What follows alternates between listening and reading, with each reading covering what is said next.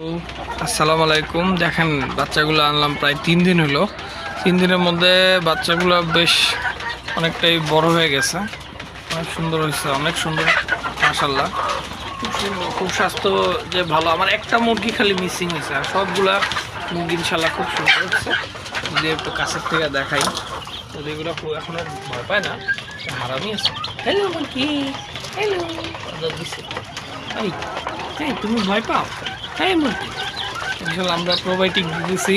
এটা হলো থাইল্যান্ডের, এই যে বিয়োগট, এটা দিতেছি আমরা প্রোবায়োটিক। আর বাদ বাকি মেনটেনেন্স, এখন ব্রুডিং চলতেছে। ব্রুডিংয়ে যা যা মেডিসিন দেওয়া লাগে আমরা ইনশাল্লাহ, শীতের টাইম তো আমরা ইনশাল্লাহ এটা 8 দিন বা 9 দিন ব্রুডিংটা করবো, যেহেতু শীতের টাইম। এখন যদি গ্রোথটা ভালো হয় একটু, তাহলে মুরগিটা পুরোপুরি গ্রোথটা অনেক ভালো মতো চলে আসবে। কারণ আমরা ব্রুডিংটা একদিন একটু বাড়াই করবো, কারণ ইলেকট্রিসিটি এই কেরানীগঞ্জে অনেক অফ হইতে থাকে, যার কারণে একদিন আমরা বেশি করবো ব্রুডিংটা। সবাই দোয়া করবেন ইনশাল্লাহ।